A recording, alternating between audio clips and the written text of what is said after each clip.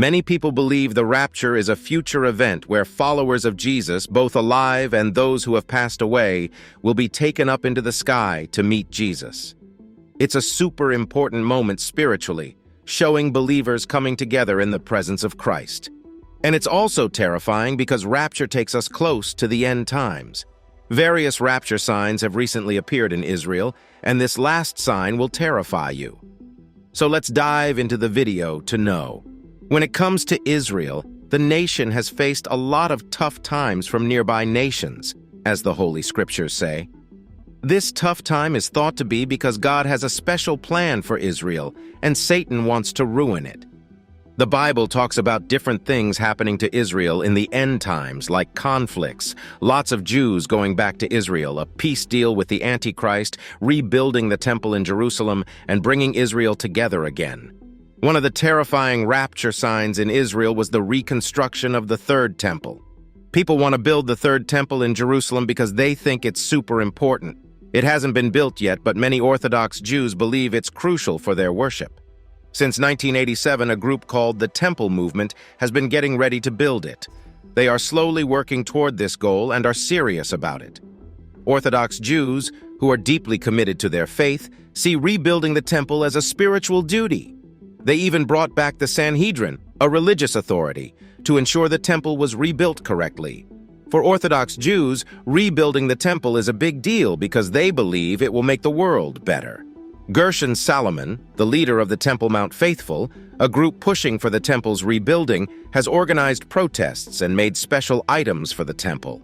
He thinks it's necessary to fulfill the promises in the Bible for the people in the Holy Land. Now let's talk about red heifers.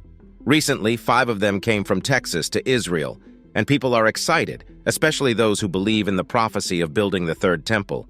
These young heifers are under a year old, and if they stay entirely red without any flaws, they can be used to make ashes. These ashes are super important in Jewish law to purify those who've been near a dead body, especially for the priests who will work in the future temple. Following the rules, these special heifers are now in Haifa for a 7-day quarantine. After that, they'll move to 2 places in Israel, one open to the public. They'll be taken care of until they reach 3 years old, when they can be sacrificed and their ashes made following Jewish law. The red heifers are essential as they have deep meaning in the Bible. Its ashes were used to purify the Israelites, as written in Numbers 19. These ashes were crucial for purification rituals in the temple. So, many see the appearance of a red heifer today as a sign of the third temple's construction and Christ's return. Another sign is the ceremony for the third temple. On October 12th in Jerusalem, there was a special ceremony at an old temple, and lots of people joined in. The ceremony started at Shahar Hashpot in the old part of the city, led by priests and musicians. The crowd happily followed the priests along ancient paths to Shiloh, also known as Siloam Springs, an important place from the temple's time. People chanted, danced, and silver trumpets played at each stop, with important rabbis watching. At Shiloh, a golden jug collected water, and everyone returned to the mountaintop. They set up a pretend altar with special tools and leafy branches, just like in the old temple. The ceremony ended with blessings and a special event called Hakel, which happens every 7 years. Even though the Torah doesn't exactly say to do the water ceremony, it's part of Moses' spoken traditions, and people celebrate it with joy. In the temple, this ceremony went on for 15 hours, and the celebrations continued all night until the temple service started again. People worldwide gathered to join in the Sukkot celebrations, making it a big international day of worship. For the last 6 days of Sukkot, the water ceremony happened along with pouring wine during the morning service. Priests filled a flask with spring water and walked from the temple to the Shiloh spring at the bottom of Mount Moriah. 2 priests poured wine and water into special holes in the stone altar in the temple's inner courtyard. Besides that, a marriage took place in Temple Mount. In Jeremiah chapter 33, verse 11, a prophecy about a time full of joy and happiness is called the voice of joy and the voice of gladness. This prophecy talks about the joy of a bride and groom, representing the happiness connected to a future Messiah and the third temple. Recently in Israel, more Jewish people are going to the Temple Mount and doing special things there thinking it shows that the Messiah is coming. Eitan Krantman and Coral Daisy Dean recently got engaged on the Temple Mount. Eitan gave Coral a ring in this holy place, and other Jews saw it happen. This is becoming more common as people choose the Temple Mount for special moments. They told the police there about their plans, and the police didn't say no. After the proposal, some policemen blessed them, but when they were leaving, another policeman took their information and suggested they talk to a lawyer. In Jewish tradition, marriages have two parts: betrothal, kedushin, and marriage, nisuin. Eitan and Coral did the betrothal part by giving a ring following Jewish law, but they didn't do the marriage part. They hope their marriage will be like a forever establishment, just like they wish for a forever building on the Temple Mount. They also mentioned a verse from Jeremiah chapter 33, verses 10 and 11, sung at weddings about joy and gladness, symbolizing future blessings. Coral said that even though the Temple Mount might seem empty now, the prophecy is coming true with the voices of a bride and groom being heard there. The Temple Mount is special for engagements because it used to have gates for bridegrooms and mourners. These gates later became known as the Gate of Mercy or the Golden Gate.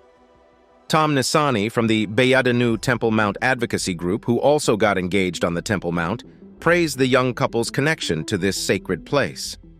Many Jewish couples think what they do on the Temple Mount fulfills old prophecies, like the ones in Jeremiah 33 and Zechariah chapter 8, verses 20 and 22, where people from different cities come to Jerusalem to pray to the Lord. These events are seen as amazing and wonderful by Jewish individuals. The last and latest rapture sign is the arrival of the Antichrist. One of the signs of the Antichrist's arrival is the world's chaos. Looking at the world today, we can see that many countries face instability. The Bible talks about a time when things will get even more unsettled, and a figure called the Antichrist will rise to power. The government promises to fix problems, but they often can't. The Antichrist will take advantage of people's desire for peace and prosperity, offering fake solutions and gaining admiration. As believers, we should be careful and trust the teachings of the Bible instead of putting our hope in leaders who might let us down. The world is going through a tough time, with economies messed up due to things like the COVID-19 pandemic, causing stores to close, which adds to the instability. Another is more and more natural disasters. In the Bible, Jesus talks about signs that show the end times are coming. One of these signs is an increase in natural disasters. We see this today with more earthquakes, famines, and diseases that can't be cured. These are signs that a challenging time is coming. Even though believers in Jesus won't experience these events directly, it's essential to recognize the signs and prepare spiritually for what might come. And lastly, the wars and tensions. In Matthew 24, Jesus continues talking about signs of his return, mentioning wars and rumors of wars. In today's world, conflicts and tensions in different places cause unrest and violence. The Bible says the Antichrist will show up during a time of war, making things even more chaotic and offering false solutions. Christians must be wise and not believe deceptive promises from those seeking power. Recently, the Israel-Palestine conflict relates to this prophecy. Israel has mentioned the possibility of a full-scale war, and this adds to the signs of the times. Believers in Jesus need to stick to the teachings of the Bible and stay alert. Our hope and safety come from our faith in Jesus Christ. Even though the world might be in chaos, we can find peace and security in our faith, knowing that God is in control and will bring about his plan. The Bible is clear about the coming of the lawless one, and we should take it seriously, not as a fairy tale or a movie, but as the truth. So, what do you think of the rapture signs appearing in Israel? Comment below and subscribe for more.